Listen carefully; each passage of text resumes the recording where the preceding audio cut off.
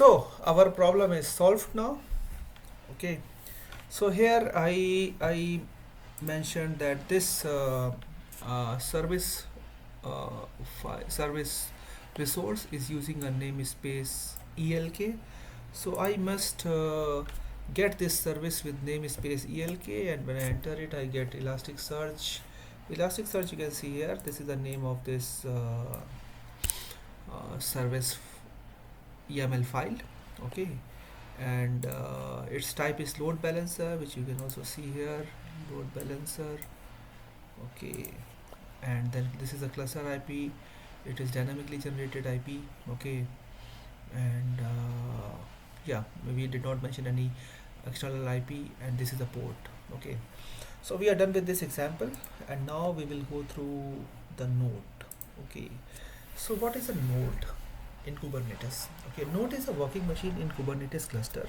It is also known as a minion. They are working units which can be physical, virtual machine, or Kubernetes or cloud instance. Each node has required configuration required to run a pod on it, such as proxy service, kubelet, along with Docker. Okay, which is used to run Docker containers on pod created on the node. Okay, so these containers are not created by Kubernetes, but they are created externally by cloud provider or Kubernetes cluster manager. Okay, this is basically, it's not container, but it's a node. Okay, as we see that I have already explained you about slave node. Okay, so in slave node you have three components. Basically you have three components. First is proxy service, kubelet service, and Docker. Okay, so this node is not created by Docker Kubernetes, but they are created externally either by cloud service provider or Kubernetes cluster manager on physical or virtual machine. The key component of Kubernetes to handle multiple node is controller manager. It is also mentioned in the diagram. I think this is the diagram. Yeah, here we have got a controller manager. Okay, this is the key component of Kubernetes, and yeah, so it run multiple kind of controller to manage nodes. To manage node, Kubernetes create object of kind node, which will validate that the object which is created is a valid node. Okay, so yeah, here's an explanation of node, and now we go to the service with selector. Okay, so here we have mentioned like API version, this kind is node, metadata, this is the IP address of node, and here we specify name of a label. Okay, and when we have like JSON format, we have like this. Okay, and in the node controller there are collection of services which run in Kubernetes master and continuously monitor the node in the cluster on basis of metadata name. If all required services are running, a node is validated, a newly created pod will be assigned to that node by the controller. If not valid, then master will not assign any pod to it and will wait until it becomes valid. Kubernetes master register the node automatically. If register node flag is true, register node is true. If cluster administrator want to manage it manually, then it could be done by turning the flat of register flat false. Okay.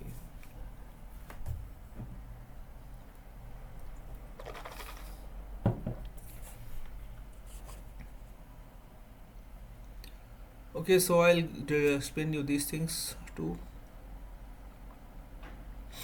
Okay, so this is node controller, and here we have a Kubernetes service. It is not very well formatted.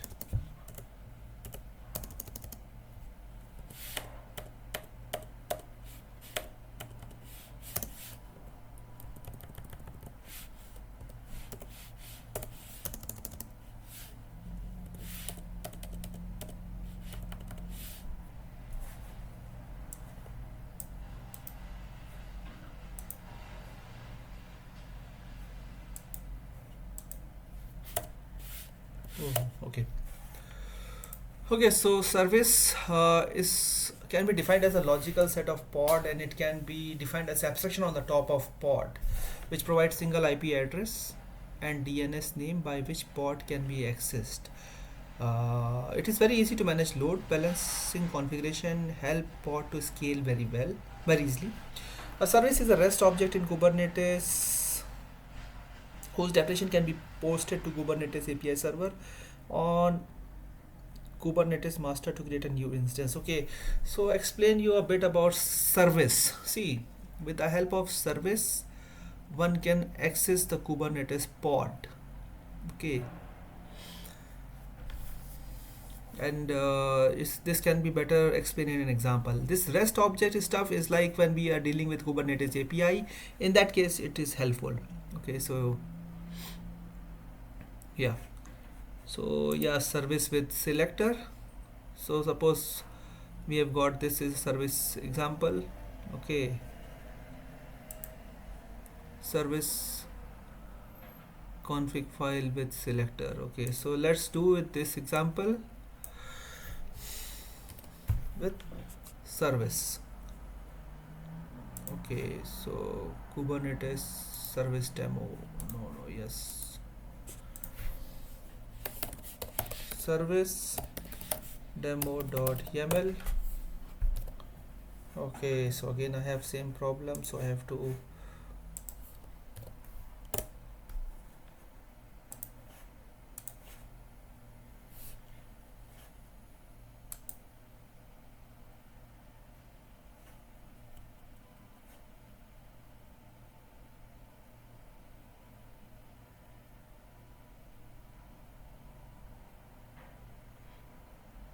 okay. I assume it will not have any problem, so let's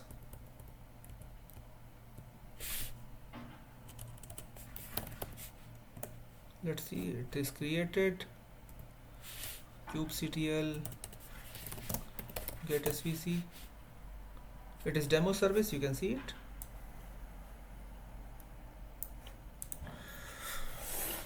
Okay, so it is created, and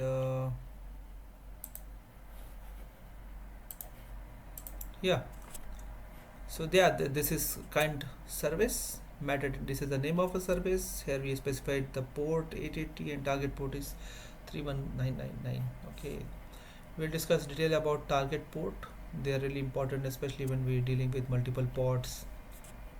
Okay, so here we have got a little change. Okay, Kubernetes doesn't allow this kind of thing. I think it's better to change it like this.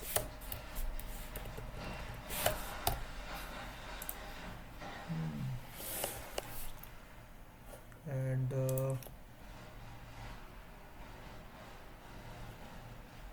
yeah, in here this example is a bit similar, I would say, but here I just have to specify the name. Selector application. Wait a minute. Selector application. No. Here selector app name. Here I have to specify the app name. Then request will be forwarded to this app. Okay.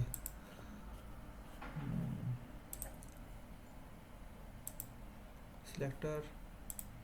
Okay. Here the configuration is quite similar to what I did. I just have to specify my application. Okay. So this example is very similar. Okay, here I've got a bit different example. Okay, in this example we have a selector, so in order to transfer traffic we need to create endpoint manually. So yeah, in case we can do if we can create endpoint manually, then we can run it, and if that endpoint is working fine, then it is supposed to work correctly. I will also give you a demo of it. Okay, but this is just a beginner tutorial, so just have a look at it, and I created some examples also, so just have a look at it, and in future we will go detail of it. Okay. Again, here is a mistake from my end. Okay, so once you create this endpoint, you can run this command, create this service, I would say, endpoint. Okay, not service, excuse me, this is an endpoint. Okay, this is another resource in Kubernetes, and if this endpoint is working, then traffic will be forwarded to this IP, okay, along with this port. So this will be the endpoint.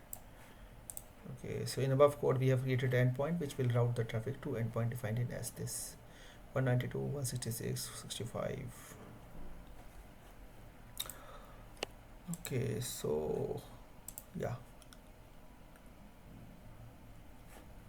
here we have this thing. Okay, so here we have got a multi-port service creation. The name of this resource is service. This kind of resource is service. This is the name of metadata demo service spec selector, my name of application, my application, cluster IP 10. This is the IP of cluster, and its port is HTTP. This is incorrect formatting actually. So we can create it correctly.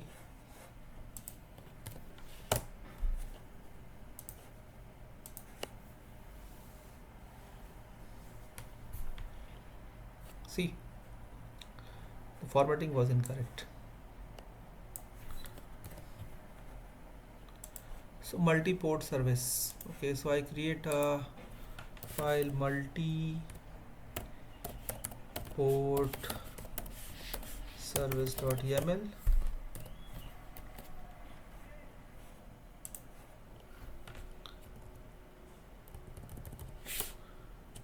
Then okay, it is failed. Okay, why it is failing? Because invalid value. Okay, it has got some invalid value, and that's why it is failing. Because this port is not available. Okay. Okay, so to fix this problem I have to see it. Okay, so let's fix this problem first.